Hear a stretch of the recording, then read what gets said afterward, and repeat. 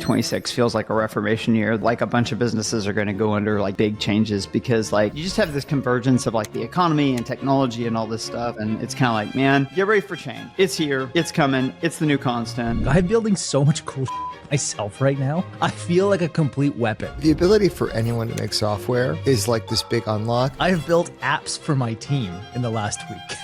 Like my own custom apps. The future of work will just look radically different than now. You can't imagine it. Yeah, it's just super early days, right? But there are certain things that are just transformative to society. Smartphones were transformative, and now AI will be transformative. The amount of impact AI is making in your company is inversely proportional to the number of employees. And when there's technology shifts, this is when smaller companies really thrive. At the end of the day, you will succeed if you can deliver value to your customer. Welcome to the Operators Podcast. But before we get started with today's episode, want to thank the 6 sponsors that make this podcast possible. Fulfill, Northbeam, Saras, Postscript, Rivo, and Richpanel. Could not do the show without you. Here we go.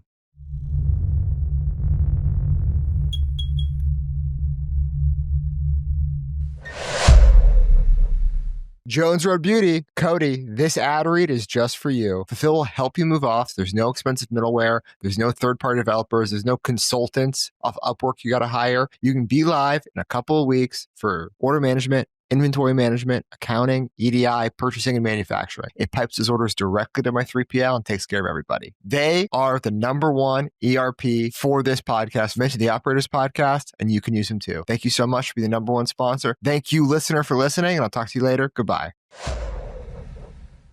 Okay, welcome back to the Operators Pod. This is going to be an interesting episode. We are talking macro picture for 2026. What are we all excited about? What is our bull case for the year in consumer? What is our bear case for the year in consumer? And we're going to give you, from each of us, what is one thing that we are tactically looking forward to trying in 2026. So stick around to the end of this episode and we'll get into the actual tactics. This is part 1 of a 2-parter. We're going to actually get into like way more tactics in the next one. So listen to this. This is the setup. We're going to follow it up with even more tactical stuff for you guys. I want to thank our sponsors for this episode before we jump in. Fulfill, Saras, Rivo, Postscript, Northbeam, Richpanel. These are all companies that we use. If you don't know that and you're listening to the show, like we use these companies. So we don't just take sponsorship dollars and support from companies that we don't use. These are people we trust. So we're happy to recommend them. Let's get in the episode. 26 feels like a Reformation year that like a bunch of businesses are going to go under like big changes because like you just have this convergence of like the economy and technology and all this stuff. And it's kind of like, man, get ready for change. It's here. It's coming. It's the new constant. Dude. Anyway. Yes. I've been building so much. I've been texting Sean this. Like I'm building so much cool myself right now. Like I feel like a complete weapon. Like, have you gotten one-shotted by AI? Are you guys familiar with personally, I've been one-shotted by AI. This idea that like you play with the AI enough that you just kind of get galaxy brain. You're like, I'm about to solve physics. Yes. Is this what's happened to you, Matt? Yes. I have built apps for my team in the last week, like my own custom apps. I'm like, here, you do this job. Let me make that job faster and easier for you. Here's an app. And I send them an address and my team looks at me sideways. They're like, wait, how did you do that? We would have to go ask the developers to do that. And I'm just sitting here like, no, man, Saturday, coffee, told my wife I won't see her till Sunday. And I just made it happen. It's been awesome. Yeah. The ability for anyone to make software yes, is like this big unlock. In our team, like we have like an HR director who's like making little web apps for customer feedback or customer surveys or employee appreciation. And like, it wasn't possible before. It would be a spreadsheet, right? Because Excel is like entry-level coding and now you can just do it with cool visual interfaces. So it has been pretty awesome. You know, what's crazy is Ramp being like, you know what we're going to do is take on Excel. That's how crazy the reduction in engineering has been, is that now like things that we thought were super moded might not be moded anymore. I mean, the new Claude release, they said that, I think their basic quote when they released the newest version of Claude like this week was basically, this is a glimpse at the future. We gave it a test. There's like a 2 or 3 hour time test that they've given every candidate that they've ever interviewed. And obviously they give them the ability to like look at notes and look at the internet and stuff, because the questions are so hard that it's like you can't really go anywhere. You can't go to Stack Overflow and answer these questions. And so anyway, they gave this new version of Claude this 3-hour time test, and it got a score higher than any human has ever gotten on it. And they're just like, this is the future. The future is like software engineering is going away as like a profession. Yeah, this is like, really I don't know if interesting. that's true, but it's becoming more believable. Mike, guys, we're all parents or soon to be parents, right? And I grew up when I raised my kids in a world where everyone was like STEM, right? Go to STEM education, and everyone was like learn to code, right? And now, I mean, what happens? It's the rate of change is geometric. It's really, really wild. Like we are in for a wild, wild ride. Yeah, so I'm going to parrot back some stuff that I've just been absorbing and listening to, but everyone's scared of like job displacement, and it will definitely displace jobs, but it's not going to like, destroy the future of jobs. Right now, professional sports are 3% of GDP, and in the future, it could just be 20% of GDP. That's really interesting. 3%. I would not have guessed it's that high. Yeah, and at some point, I mean, that's all things tied to sports. It's going to sports, it's buying tickets, it's TV rights, whatever. Humans find stuff to do, right? And the future of work will just look radically different than now. You can't imagine it. And imagine going to the 1800s and you're going to a coal miner and you explain what a TikToker does, and that the TikToker makes way more than they make, right?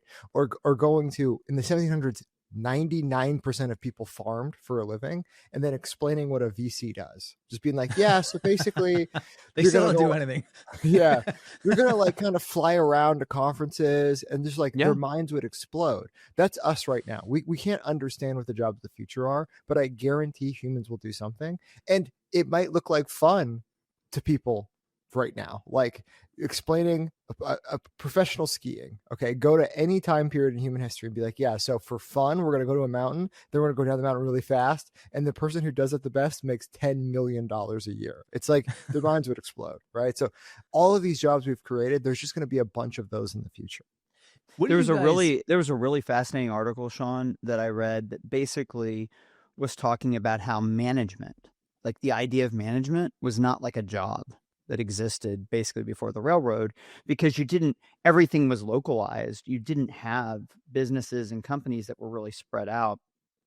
And so there wasn't really this need for a management class. And then with the advent of the railroad and more distributed companies and operations spread over large geographic areas, you suddenly needed a managerial class. And so it's really, I think, a compelling thought of, obviously it's going to move, and the skill sets are going to move, and how are they going to move? And Jason, to your point, it's like nobody knows. I think what we do know is that it's certainly not going to look like what the last 30 years has looked like. Yeah, and there's another thing that is very foreign to think about, is that GDP could go down, but the quality of life goes up.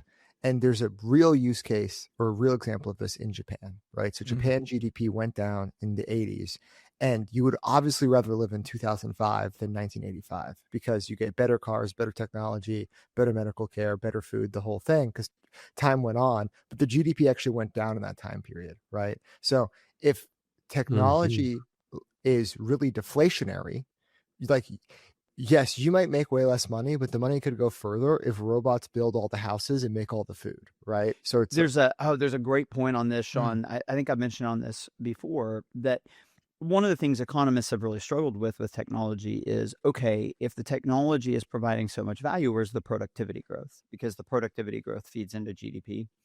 And part of the answer seems to be, well, there's so many ways that technology's made our life better that don't show up in GDP at all. Like, if you think about it, like all the information that's available for free on the internet, well, that doesn't hit GDP anymore because it's just free.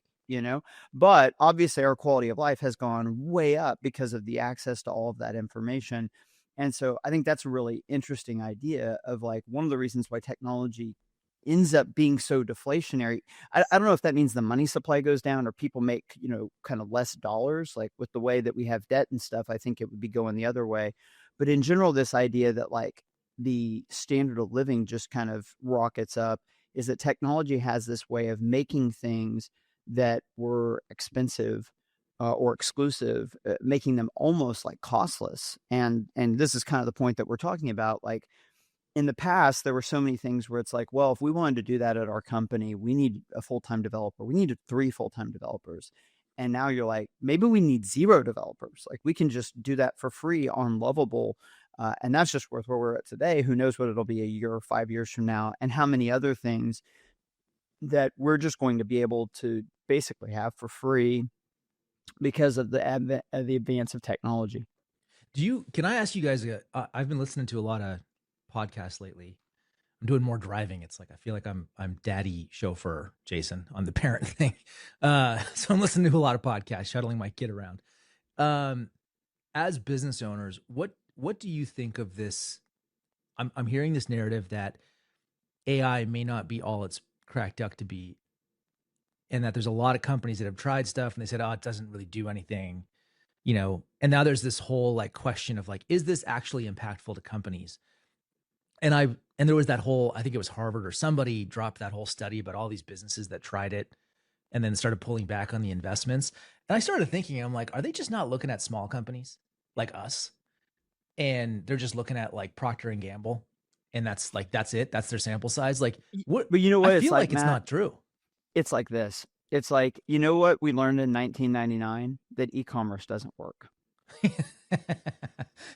Sure. Just a total bubble fad. Like it can't work. It's like, no, we were just early. Some of the infrastructure, some of the understanding wasn't there, but people got it's really fascinating. If you look at the .com bubble, it was clearly a bubble, and it was clearly things getting ahead of itself with like Webban and Pets.com. But what's fascinating is that all of those ideas that we look back at and we're like, well, this was a bubble, this was excess, and we lampoon, they're all like, what do you think Chewy is? Chewy is the reincarnation of Pets.com just 10 or 15 years later when the world's ready for it. And so like the market knew it. The market had it nailed. Like, this is going to be revolutionary. It's going to be revolutionary in all of these different areas. But that didn't necessarily mean that we were quite ready for whatever reason to get there. That's AI. Like, everybody sees where this is going. Nobody knows the timeline or how fast we're going to get there. And I think the other thing that's not clear to everybody is there are some real world constraints, some non-technology constraints that are going to slow it down and are going to make the kind of integration, adaptation, usefulness of it, it's going to be a different rate than we expect. And we don't know what all those are. I mean, some of them can be like the government and things like that, but we know where it's going. Anybody with half a brain, I think, can look at things now and say, like, okay, it's pretty clear. You wake up 30 years from now, things are going to look really different. Okay, try to get your company to switch from Monday.com to ClickUp or whatever, like a project management software. It's impossible. It ends up being a full year. And this idea is called change management. Yeah. Like this idea of so much. It's so hard to get people to do that and then just do that on a massive scale throughout everything. Mike is totally right that the internet took 30 years to really mature and become what it is. The mobile phone took 15 years. Like in 2010, nobody thought we would be doing everything on our phone all of the time. And there was no app store.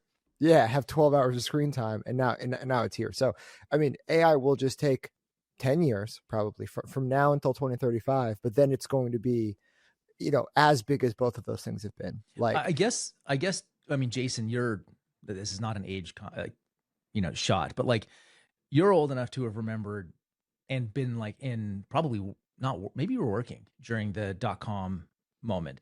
To me, Sure Mike and Jason, like this is more about the early use of the computer as it is like e-commerce or mobile phone or social media, like those waves they weren't tools for most people. The computer was like a tool for most people. And when I was 10, I got my first computer.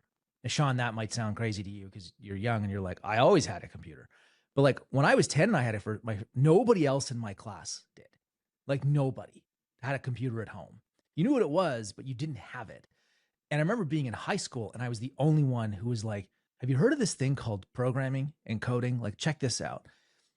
So Jason, I'm curious, like when you hear this rhetoric around AI bubble, and it's not having the productivity gains that like these big companies are saying the productivity gains aren't there. What is like the most accurate comparison for you, having like actually been up close and personal to some of these things? Yeah. First of all, Mike makes a good point about the dot-com era. Yeah. I lived in a dot-com era. I raised money for a dot-com company. I sold it. I raised like 15 million in venture money. Our company was not a super success, but we sold it, and it was actually a decent outcome for me. If you look at Mark Cuban, like talk about someone who got lucky in the dot-com era, like so much luck, crazy. But most companies failed, right? Our company essentially was a failure. And so it's just super early days, right? But there are certain things that are just transformative to society, right? Like the automobile was transformative to society. The microchip was transformative to society. The World Wide Web was transformative to society. Smartphones were transformative, and now AI will be transformative. And I agree with Sean as well in that. We just don't know where it's going to go. But like all those, there used to be buggy whip salesmen and blacksmiths, right? And these people are all gone, and there are different jobs, and like just things are really changing. And I think everything is going to work out. Like it's going to I'm such an figure stuff optimist out. around You know this, what I mean? Like for it's sure. going to figure. It's scary for a lot of people, and I'm really scared for like all the people that were told do STEM, become coders. Like Matt Bertulli's building apps on Saturday. But this is just like history repeats itself over and over and over again. It's just like you I could want just to pick jump different in ones. because I think you're making a good point. You're making a good point, Jason, and maybe one of the delineations I would draw is that when I showed up to college, everybody's like, "What are you going to major in? What are you going to do? What career are you going to do?" And there used to be this kind of assumption of like you can make a decision and then do that thing for 10, 20, 50 years. I think that's the thing that's getting disrupted. Like this idea that you can just kind of say like, "Oh, I'm going to specialize and I'm going to do X." I think we're living in a world where mindsets are much, much more important than career paths or skill sets, where it's like a growth mindset is basically priceless today. Because here's what we know. We know that the tools of today won't be the tools of even 6 months from now. Who knows what 6 years from now will be? And that if you have a growth mindset, you can roll with the punches. You can adapt to the changing tides and you can pick up the new tools. And as new tools and new abilities come out, like even what you might choose to do with your time or how you might choose to contribute to society, that might change. But if you don't have a growth mindset, if you have more of this kind of static, like I'm going to pick up this set of skills and do this thing. Here's a really crazy stat. I looked this up this week. The knowledge we have about the human body is doubling every 73 days. 73 days. So from the inception of human history until August, you take all that time and we learned X, and then we learned about that same amount since August. And it's just like, so if you're like, you're in med school, like it's just amazing how much that disrupts like our concept of education and expertise and everything else. And so I think to be a successful person, to be a successful business leader, like it's just starting with you just got to drive, you've got to drive mentalities and mindsets into your people in a world where, like we said, we know there's going to be continued advancement of the technology and we know things are going to change. We just don't know all the ways. The one other point I'd make that going back to what we were talking about is that like there's a lot of things that the market's like, oh, the technology is going to do this. And is it going to be 6 months, 6 years, a decade? We don't know, but it's going to get there eventually. I think some of the stuff with robotics is like that, where you're like, yeah, I think house cleaners are going away. I think it's going to be robots. But the other thing that's even more interesting is, I think if we went back and we looked at technology, what we would find is every time you have a major disruption like this, there's all of these kind of foreseen consequences. And then there's this huge bucket of unforeseen kind of consequences and opportunities. And that to me is the really interesting thing is right now, I think the market and most business owners are like, well, okay, I see all of these things that are probably going to get improved, disrupted, changed. But then there's a whole group of things that we're just not even thinking of because it's second and third order effects so we just can't quite get there in our minds. And that's where like the really big opportunities are going to lay, because nobody's anticipating it. All right, folks, this episode is brought to you by our friends at Northbeam, the marketing attribution platform that every smart performance team should be using. Northbeam just dropped something game-changing. It's called Clicks plus Deterministic Views, the world's first deterministic view-through attribution model. Traditional one-day click attribution is completely skewed towards bottom-of-funnel campaigns. Your TikTok and CTV ads are building awareness, driving engagement, lifting overall revenue across every channel, but your dashboard says they're doing nothing. Meanwhile, Google Ads looks like a hero because that's where people click last. That's the click-only trap. And it's one of the biggest myths in performance marketing. It creates a vicious cycle where you cut top of funnel spend, your awareness dries up, and performance tanks. Northbeam's new model fixes that. Clicks plus deterministic views actually shows you which ad impressions drove conversions. Not guesses, not modeled correlations, verified data. You'll know which channels are really moving the needle and which ones are just taking the credit. And yeah, the biggest brands are already using it.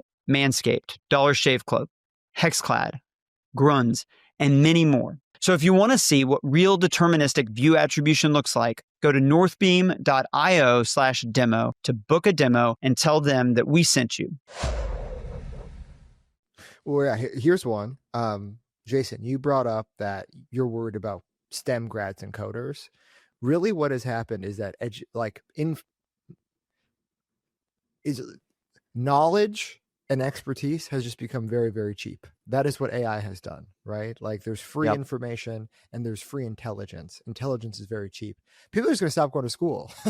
It's like, right now we have a huge college debt bubble, right? Like people have I think it's $1.5 trillion in student loans, and like all these colleges just keep raising tuition. What happens when you have a market where people can't get jobs? Like the degrees end up becoming worthless or not worth what they used to be, and the college is really fucking expensive. Kids just don't go and opt out. Or well, I can actually tell you something, because Sean, I'm pretty involved at OU. I'm like on a couple of the boards. If you look at the enrollments at OU, University of Oklahoma, what you see is basically about 10 years ago, about 15% of the students that came to OU were majoring in business. Today, it's almost 30%. You're seeing this like dramatic rise. And basically what the hypothesis is that parents are like, hey, you know what? No more African gender studies degrees. Like you're going to get something that's going to pay itself off, and business is like the surest bet. And so what you're seeing is true. You're definitely seeing less people go to college. The statistics bear that out. But also when they are going to college, parents and students are like, no, I want to know exactly how I'm going to get my money back on this degree. I was just going to say, if something's a bad ROI, people stop doing it. It's like, and that's a good markets. thing. That's a good thing. Like we want the market to reallocate capital towards things that are creating a return, right? Okay, so here, hang on. Answer me this then, you guys. Like very black and white, true or false. Is AI having material impact in your company's efficiency today? Okay, so my general premise here, Matt, is that the amount of impact AI is making in your company is directly inversely proportional to the number of employees. That the more employees you have in your company, the harder it is for AI to make impact. I love this take. And the reason for that is actually pretty straightforward. People are going to always work in their economic best interest, and AI is actually not fundamentally in most workers' current economic best interest. And so you have all kinds of social structures and ways that people can subtly or overtly throw their body in front of things. And that's actually the behavior you would expect in a Fortune 500 company with a lot of layers that could potentially go away, is they're going to find all kinds of ways, to maybe make it not work. Sean, Mike, that's such a great take. It's so good. Also, it's a carrot and stick. Like, what's the reward inside of a Fortune 500 company for being better at your job? Like, there's, I got in an argument with a guy on Twitter, and he was talking about how great Estee Lauder is as a business. And I'm like, yeah, no, duh. Estee Lauder is a great business. It's like, it's worth $40 billion. They make a bunch of stuff. It's super profitable. Their stock price is down like 80% from all-time highs. Crazy. Yeah. And he's like, and since going public in 1993, it's up 10x or whatever. I'm like, yeah, it's not a very good return. And he's like, yeah, well, it's a great business, it's gonna be here forever. I'm like, yeah, but the reason why we get to all succeed is because we actually care about winning, and we know what winning is. If winning changes day to day, we'll just do whatever that winning is. If it's revenue growth, if it's profitability, that's what we'll do because we actually want to win. And if you're a junior manager inside of Estee Lauder, your job is to not get fired and be charming enough that eventually get promoted. And the business could be down 80% from all-time highs. And it doesn't matter. You're just trying to not get fired. Yeah. You nailed it. And I think this is the thing that makes the entrepreneurial class and the kind of corporate class misunderstand each other, is like the way that they see the world could not be more different. It's kind of like when an entrepreneur talks to a banker and they're like, our business is going awesome. It's growing 80%. And the banker's like, that was really scary. And you're like, what in the world? Like, no, wouldn't you be excited about growth? And it's like, no, they just hear risk. Corporate is literally like, corporations are filled with people that are literally like, I want safety, I want security, I want continuity. And so the biggest question that I go into every week with is, how do I make myself look good so that I don't get fired? That's it. Yeah. And that's their definition of winning, right? Where our definition of winning is whatever the best thing is at the moment in the time, right? So smaller companies have that advantage. And when there's technology shift, this is when smaller companies really thrive, right? Like, I built my career just by being the first guy to want to run Facebook ads. Like, I had an agency because bigger agencies didn't want to learn that skill. They thought it was beneath them, right? And this is the same thing where it's like, if you're willing to learn AI, you can build a huge book of business, you can make a great service business, or you can make your company better. So how is AI making an impact inside of Ridge today? Totally. I wish it was making a bigger impact, but that's the thing. It's like, we have everybody using it all the time, right? I think we talked about creative, and everyone knows it's coming for creative. And I think that is actually, I thought it was going to be a year away, bro. I think in January, January, I'm already running full AI ads. So it's like, it's really there, man. It is really crazy. I guess what I'm getting at, guys, is like, I'm struggling with this, like, AI is a bubble and it's not different this time. It's the same thing as the .com thing. And that's just because I know so many people using this, and I was alive and working during that bubble and that bust, and nobody was buying it on the internet. Like, as if you asked like 100 people in the street, hey, have you ordered anything online? 2 would be yes. Whereas like, if you go in your network of small businesses, and I don't know the numbers on like what percent of GDP in the US is contributed by small business entrepreneurial endeavors versus large ones. But I'm really struggling with this. Like, everybody I know that has a small business is getting productivity gains. Both can be true, Matt, because bubbles are defined by like valuations. And the reality is that you have more companies posting the fastest revenue growth graphs we've ever seen in AI. Like, that's definitely true. And that simultaneously, we probably have gotten over our skis on valuation. But that's not necessarily a bad thing for the future of AI. Like, the valuation that AI is trading at has nothing to do with the transformative nature of the technology. I'd even make the argument that the bubble popping on AI might be one of the most bullish things that could happen for it, because right now the money's easy. And so the answer to every problem is just like, throw more money at it. Like, you need more power, just build more energy plants. You need more processing, like just buy more NVIDIA chips. And I think that if we go through a period where the money's not flowing quite as easily, what's going to happen is an explosion of innovation. Just perfect example. DeepSeek, part of how DeepSeek for China was innovative is they didn't have access to as many NVIDIA clusters as everybody else. So they just had to figure out a cheaper, more efficient way to train the models. And so like, even the bubble popping, I don't think is going to slow this down. If anything, it might turbocharge it, because my kind of base case assumption, and the reason why I think all of the assumptions about power and how like eventually we run out of power and everything, is that we're going to get so much more efficient. Like, think about the human brain. This is one of the big things that the AI people are thinking about. The human brain is not, from a processing perspective, it can't compete with some of these computers. But on an energy efficient basis, the human brain is like orders of magnitude more efficient than what we're doing with silicon. And so like there's a gap there that we haven't figured out. At some point, we're going to figure that out. We're going to figure out how to do with silicon something more like what the brain does at the kind of energy efficiency of the brain. And at that point, this thing just scales to the moon. When does that breakthrough happen? We don't know. There was a really good piece on Twitter where a guy was saying, I think this is the highest leverage point in human history. And here's the reason why. There's probably less than 6 breakthroughs that were needed between here and AGI. And conceivably, one person could come up with all 6 of those. Conceivably, they probably would fit in less than 10,000 lines of code. We just don't know what they are yet. And so the exciting thing and also the uncertain thing is, at what pace do we make those kind of 5 or 6 aha moments of discovery that really take this thing to the next level? Nobody knows. That could be the next 6 months. It could be the next 6 weeks. It could take 10 years.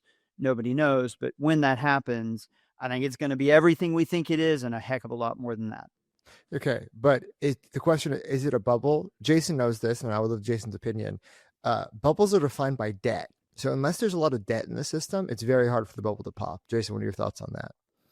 Well, there's plenty of debt in all of our systems right now. So like, it's all pretty scary. Like the house of cards, that is the economy. So that's Yeah, what but concerns me. It's all hidden, Sean. Like what people would argue is the debt's there. They're increasingly, Facebook and these companies are moving the debt off their balance sheets to try and obscure SPV thing. Yeah, they're trying to obscure from investors. It's kind of like Enron. It's like you just pretend like the debt isn't there. And like just as an example, Oracle, their spread on their credit default swaps has doubled in the last few weeks. Oracle's got some really significant debt on their bets. So we're in the stage of the bubble where people are starting to use debt, and some of these commitments that they've made, it's not even clear how people would fund it, like the amounts of debt that it would take. You look at I think OpenAI was like, hey, here's our 5-year plan. And everybody's like, those numbers are bonkers. Like, where does that money come from? It would have to be debt, because there's really no way the revenue could scale at a pace to keep up with those numbers. So I think that's the question everybody's asking, Sean, is like, okay, now we are moving into the debt phase. We're at this stage in the world economy. Like, we went off the gold standard decades and decades ago, right? You just look at the leveraging of the economy. Sean is always talking about China and their debt. It's almost like, how does it all hold up, right? You're asking, how does it all hold up? But it still does, right? It still holds up. So I think we've kind of created this. The debt is like the foundational infrastructure of how the world works today. And nobody wants to see the foundation fall down. So on the one hand, it's like, it's concerning, but on the other hand, it's been in place for so long. Yeah. So it's hard. Yeah, but I guess, Jason, put another way, there's an incredible amount of incentive to keep that machine going. Yes. Right. And I think then the thing I'm taking away, Mike, from you and Sean, is this is actually like an incredibly bullish time for a small business or startups or even a mid-sized business that's more entrepreneurial in culture and I think it might be the most bullish time in history for the individual, is the way I would say it. And it's probably the most threatening and scary time in history for institutions and large organizations. Sean, then what about consumer? Like, because I think this ties into the whole, like, how are you guys thinking about the next 12 months for your brands and then for consumer? Well, okay. Before I'm going to answer the question, but okay, yeah. The difference between now and the .com bubble is the .com bubble. We talk about pets.com or whatever, but like there was so many providers who did not have real businesses, and this bubble is supported by the world's greatest businesses of all time. Like, we're talking about the bubble of Microsoft. It's like, bro, they make $300 billion a year. It's like there's a lot of money to come in. They can support a lot of debt, right? Now, with that being said, I do agree that we shouldn't even care about the bubble. The bubble has nothing to do with us, right? Like, I don't care if the NASDAQ falls 40% or whatever. What I care about is, am I getting better tools to sell things to more people? And we are. And that's why the title of today's episode is going to be 2026, bullish or bearish or something like that, right? this 2025, I call it one of the years. So there's slower e-commerce penetration. Yes. There's Amen. Gosh. Let's launch 25 into the sun, guys. Yeah, if I yeah. never do another 2025, it would be too soon. Love it. Just say it. That's great, Sean. Tell us how you really feel. Well, yeah, and this came up because there's a lot of companies who are trying to become profitable right now, right? Like if you're an e-com company who raised venture money, you lost money from 2015 to like 2020, and you're like, no, we're going to make money now, right? We're going to become profitable. And those are the golden years. What do you mean you lost money during the good times, right? We're in the years. There's slower e-commerce penetration. There's higher interest rates. Inventory's been a roller coaster because it's been very hard to work with China. And then the T is tariffs. So like you can't diversify your supply chain. So we're very much in the years right now. With that being said, as long as you are profitable, as long as you have made those changes, 2026 will be great for you. It will just continue to get better, right? Because we are in our 2004, right? The bottom has come out, pets.com has been delisted, and we can beat Google and we can rebuild our company as a more normal structured world, right? So that's what I'm super excited about. I think the future is going to be awesome. If you've survived to this point, if you've been profitable at this point, you will get, I assume some growth, as it seems like the country loves being inflationary. We're going to print a bunch of money. Everyone's going to have way more money, but also you'll just become more profitable because you'll be more efficient. We will have AI doing half the work inside your business. So 2026, I think it's going to be awesome. That's my take. What do you guys have any? I mean, I'm like super bullish on 2026 broadly. I think the one thing, it's always consumer for me, right? So it's like, Sean, everything you said is true, but if the customer is in worse shape, then all the best tools in the world for you and I doesn't really help us. Like that, the force of the consumer, and so like if the NASDAQ goes down 40%, that's not great for consumer. Like 50% of all discretionary spending is driven by the top 10% of households. Those top 10% of people are going to feel the wealth effect. That's going to hurt us in consumer. So we should talk about the consumer and what we're seeing Black Friday and different things, because I generally kind of tune out the consumer conversation. But man, I think you have to be paying attention right now. Like I'm in 2026 mode. I don't know if you guys are right now. Like I know that we're days away from Black Friday, but I'm very much like I'm out there already. Well, I guess what I'm saying, Matt, is what the consumer is showing right now, the question is, where are they going to be in 26? And it's for me, it's the biggest question mark, because right now what we're seeing is that they are way more kind of deal motivated than, we've seen at any point in our 10 years. We're in a recession. Clearly we're in a recession, and the AI stuff is not, but if you strip out AI, like it's not a good economy. And that's the one thing that has me concerned, is like, how much is that trend going to continue? Because that's obviously, and I think you nailed it. The kind of the nightmare scenario for next year is, well, the consumer is not in a good shape. We're in a recession, and then you get some kind of a major stock market retrenchment, and the top 10% really pull back, and then you're kind of getting hit on both fronts. That's probably the place where it might get worse before it gets better. So I'm watching that. I mean, like there's some data points that are leading indicators that are pretty concerning, like trucking. I follow a couple people on Twitter that are really tied in with like trucking, and it's just like nothing's moving, guys. Nobody's moving anything, and that is like, okay, yeah. Why? So this is going to be a good exercise. Everyone should say one bear case for 2026 and one bull case for 2026. Like if things go wrong, how are they going to go wrong? If things go well, how are they going to go well? I think it's good to have the duality there. It's very easy to be super bullish or super bearish. So Mike, what is if things go awesome, how's that going to happen? Yeah, I think if things go awesome, it's that the technology just continues to get better, that even though we are in maybe a little bit of a bubble, we start to really recognize some of the benefits here. So it's very easy to believe that you get some kind of a combination of lower interest rates, stimulus money, and continued technological advancement. And that's really great if you're a small business owner. Okay. And then what's your bear case? If things fall apart and implode in our face, what is it? Yeah, it's that we're in a fairly severe recession right now without realizing it, because the AI is masking some of it.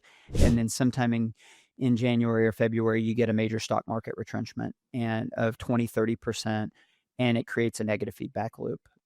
We've made this observation on this show before, but the economy and our businesses are just way more dependent on the top 10% than we probably would like.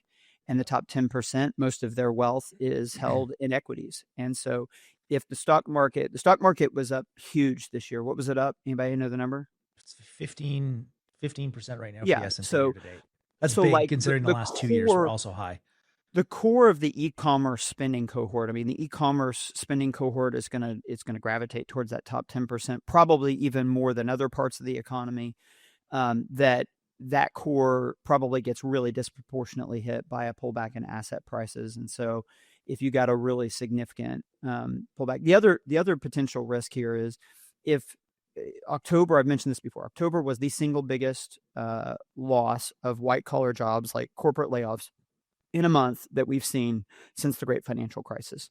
So imagine 2 or 3 more months of that combined with a stock market retrenchment where you have a lot of white collar top 10% type people losing their jobs, and you get assets going down, and plus a recession. And it's like, that's the much more scary picture.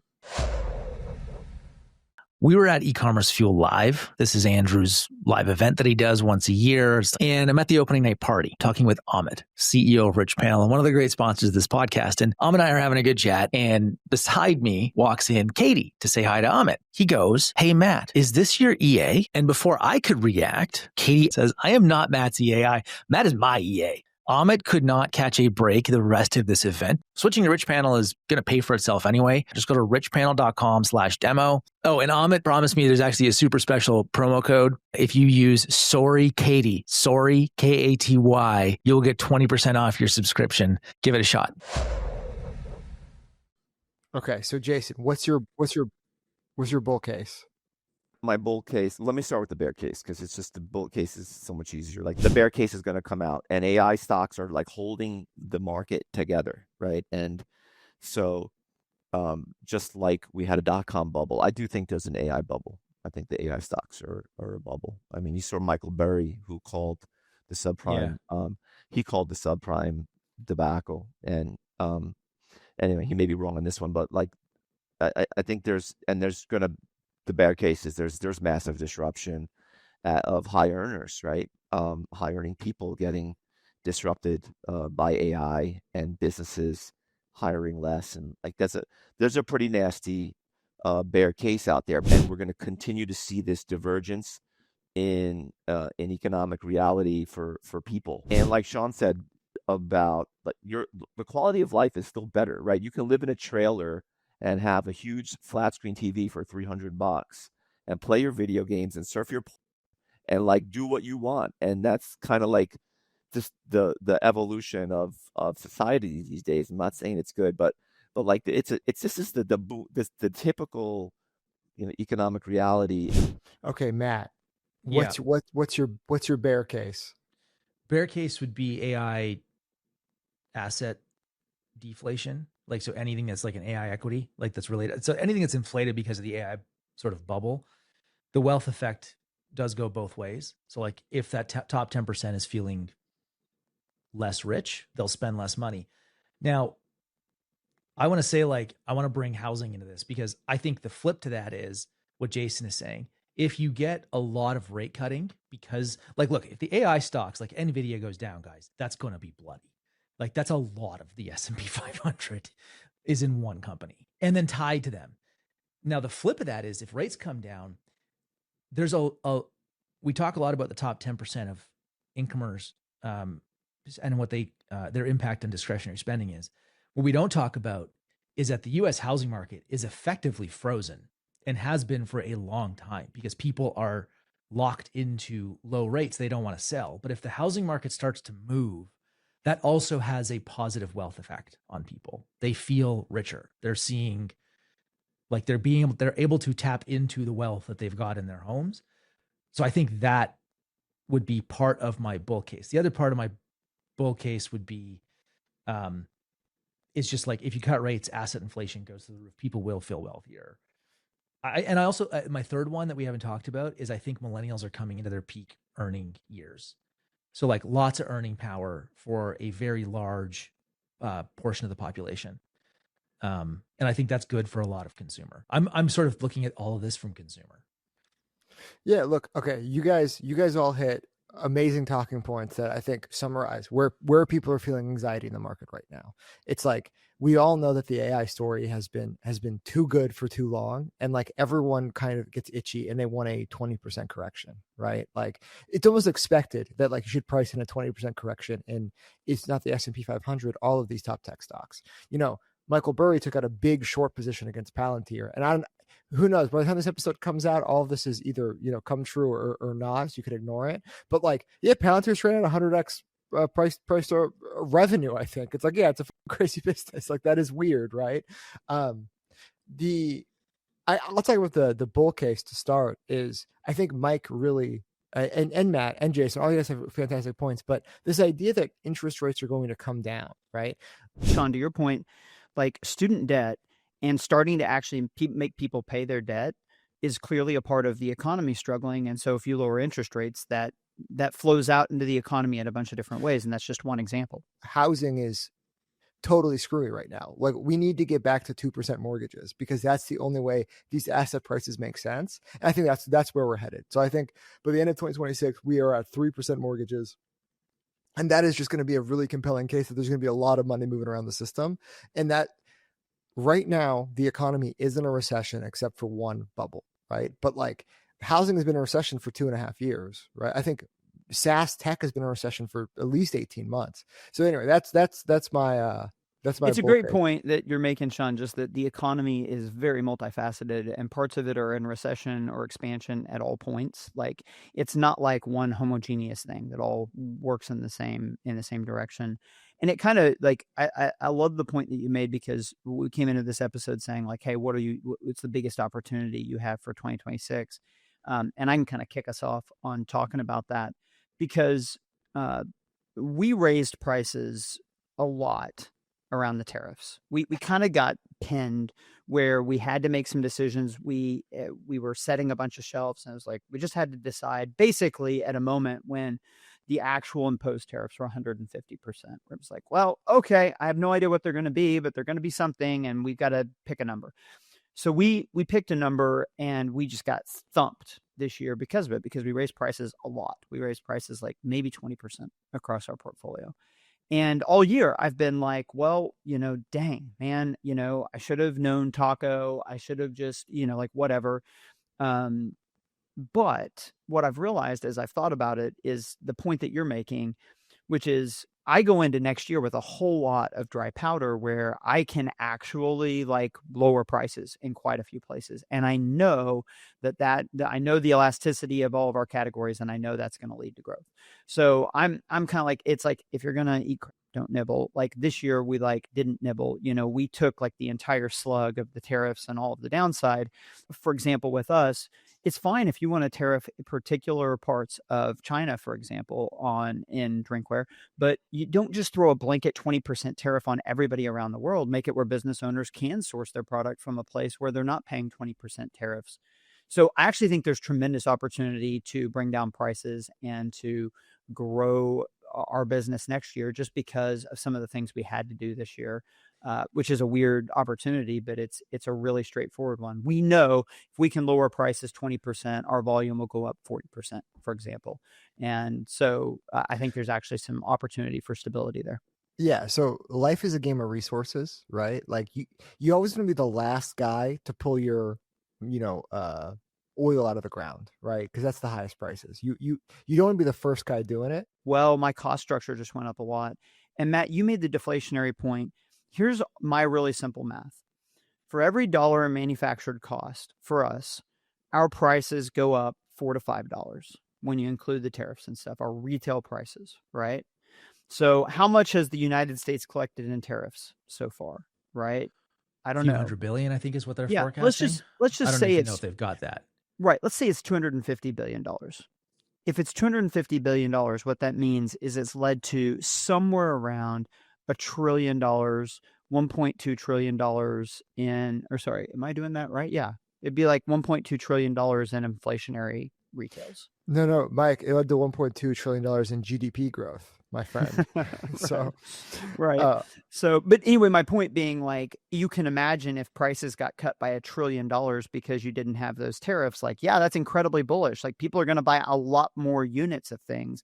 And even if it's not larger GDP dollars, like the number of units moving and the amount of commerce going on behind those units, because the ASP is driven down, would be much bigger. So I do think the tariff thing, I think the idea that, like, there's potentially a lot of juice in just a different tariff structure next year, whatever that looks like, is very real.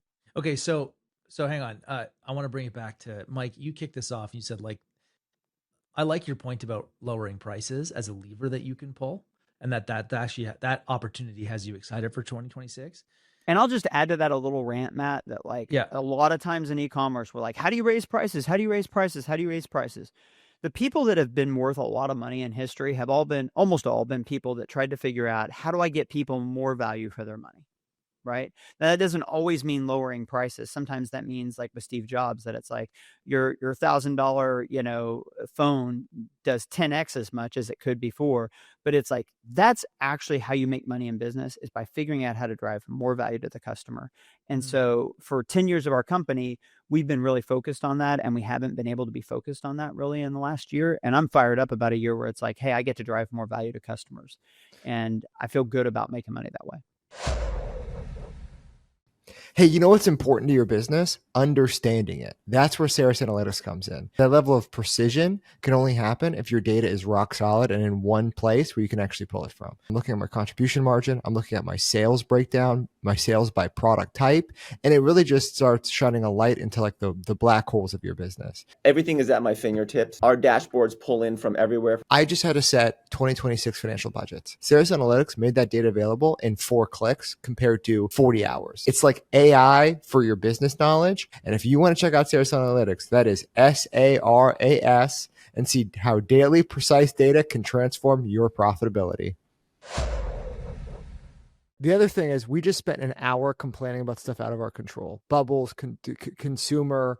Yeah, that's kind of why I was bringing it back to what Mike said. Like, that's in his control, right? Yeah. Like, this is something he can do. Well, and even to put a finer point on it, Matt, what I have been more aware of than ever before is how much I don't control in my business. And there's really like a handful of 3 or 4 things that I can do that matter, and that's about it. And it's like, and pricing, like the value I drive to the customers, is one of the few things that I completely have agency over. And so, like, I'm going to be awesome at that, right? I'm going to drive that value to customers, and I'm going to drive up our unit volume that way. And I feel really good about that as my plan for next year. I want to hear from Jason and Sean. Like, Jason, what are you like super excited about the timber control? Yeah. Well, by the way, I love what Mike said. It's really about delivering value to customers, delivering value to people. That's what it's all about. It always goes back to that. You know, I get like texts from people, oh, check out this company. Why are they not successful? They're not successful because they're just not delivering value. Maybe they have a bad product or whatever it is, but they're just not delivering value for the customer. At the end of the day, like, if you will succeed if you can deliver value to your customer, and that's why we succeed. Personally, I'm like really excited with our business. I'm just really excited because we're making a huge push in a certain area that we haven't before. Like, we've built excellent teams in growth, we've built excellent teams in operations, we've built excellent teams in finance, and we've built excellent teams in content at HexClad. Right? We're pursuing excellence.